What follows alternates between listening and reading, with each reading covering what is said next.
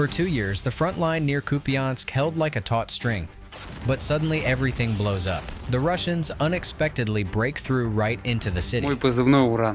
My call sign is Uran. Right now I'm in Kupiansk, in the center of the city. Putin announces the complete capture of Kupiansk and invites Western journalists to the city.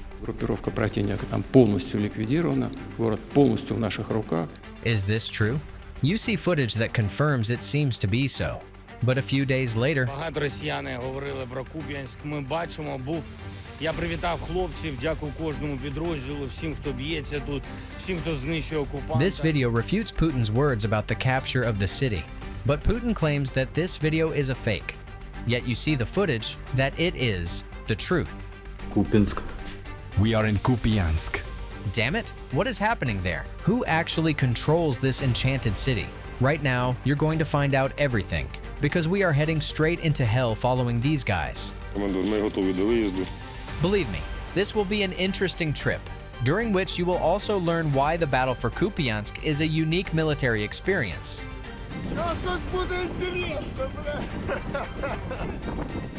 So smash that like and subscribe button to support us, so more viewers will see this video. So let's start with the Russians' unique operation to capture this city. After all, Ukrainian forces managed to create a fortress here. No, these aren't stone structures and not castle walls with boiling pitch. We are talking about fortifications of a new generation. What do they look like? On the outskirts of the city, Ukrainians built deep tunnels and metal bunkers for infantry and observation posts capable of withstanding strikes from glide bombs and heavy artillery. The length of this dugout is 70 meters. Underground, there is room not just for infantry, but for artillery too. The fighters here practically live together with the guns and ammunition. Even MLRS crews hide underground. They give us coordinates. We choose a suitable firing position, drive out, aim, and work the target. Part of the defensive fortifications is also located directly in the city. These are buildings and basements. But the Russians aren't wasting time either. They also have underground structures on the approaches to Kupiansk. In our area of responsibility, there is a Russian position where a gun drives underground, and then a BMP drives out from under the ground. Basically, there's a real underground parking lot there. However, the movement of any equipment on the surface is instantly detected by reconnaissance UAVs circling very high up. And then comes an FPV. Boom, and you're in the sky meeting your ancestors. Every key defensive point of the Russians and Ukrainians has its own electronic warfare assets, but to destroy equipment, both sides actively use strike fiber optic FPVs. The whole city and its outskirts are shrouded in a web of fiber optics.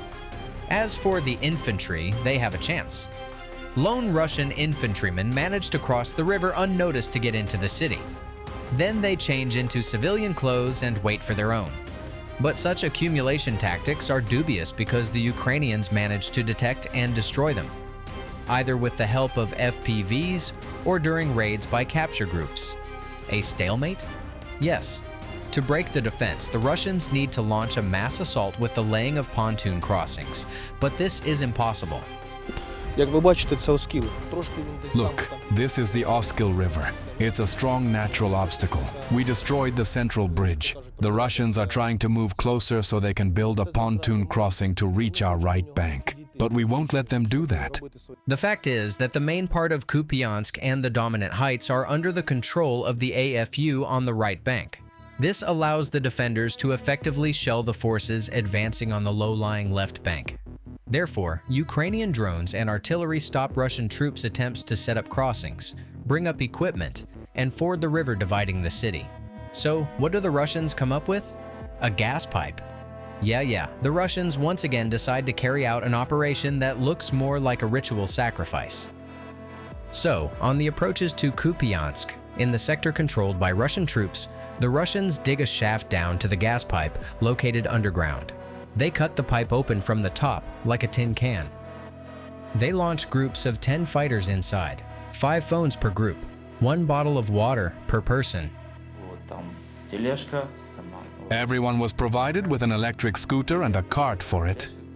был бронежилет, On the cart rides, the body armor, backpack, TM mine, grenades, assault rifle and ammo, and everything else. A tight metal cylinder. They are herded inside by the dozens. When the scooter moves, sediment rises from the floor, rust and dust. The first ones can still breathe. Those in the back inhale the filth, which gets right into their lungs as if a piston is shoving it in.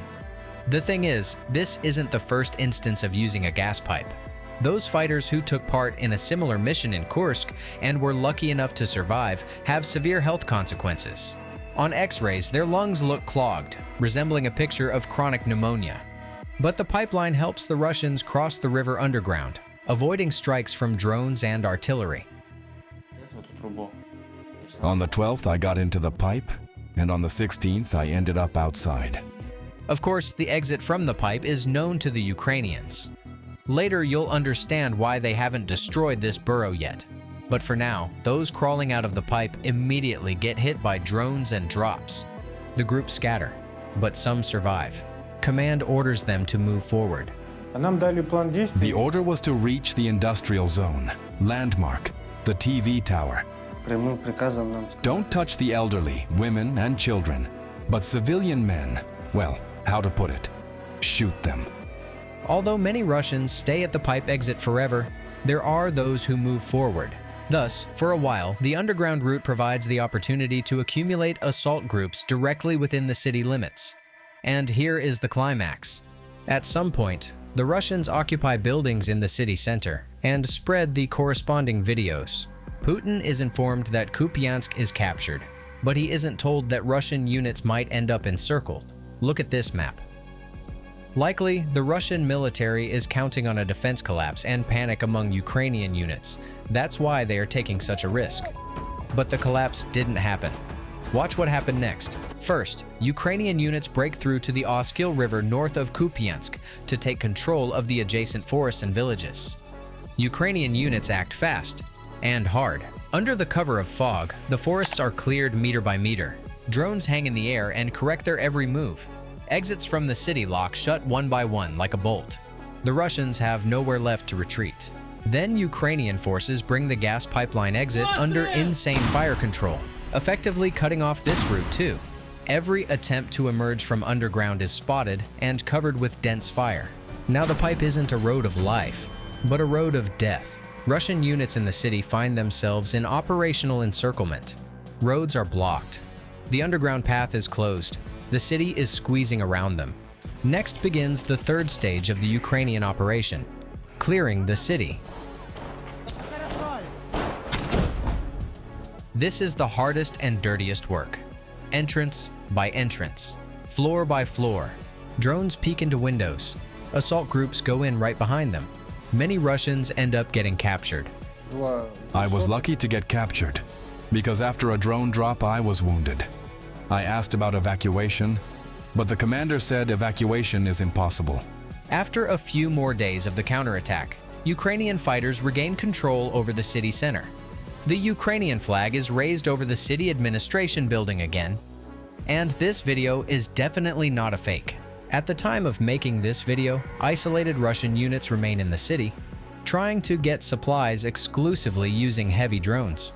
But these attempts are also shut down by Ukrainian defenders. So the fighting is still going on. And every day the Russians herd a new batch of soldiers into the pipe, hoping for success. These are documents belonging to Russian soldiers who came out of the pipeline and never made it to Kupiansk. And every day, Ukrainians post videos of them being destroyed. But why don't the Ukrainians finally destroy this damn pipe completely? Actually, in the Kupiansk area, there are 4 lines of main pipelines that the Russian army tried to use for covert movement. The diameter of 1.4 meters allows this to be done more or less successfully. But 3 gas pipeline lines are completely disabled. They were damaged during combat and flooded by Ukrainian forces, which makes moving infantry through them impossible. The 4th line, here it is. The exit from it is under full Ukrainian fire control, because destroying a gas pipeline isn't simple. For example, to destroy just one pipe, Ukrainians needed at least 3,000 kilograms of explosives. It's impossible to carry that amount by hand, so vehicles are needed. and what happens to transport when fiber optic UAVs are circling in the sky, you've already seen in this video. Therefore, keeping the pipe exit under fire control is smarter and safer. So, you've seen what is happening in Kupiansk and learned about the Russians' insane attempt to capture this city. Write your opinion in the comments. Can the Russian operation to capture Kupiansk be considered expedient from a military point of view? And if you are interested in even crazier operations and missions, you will definitely find them in these playlists. Click on any of them and continue diving into the world of war. Stay safe.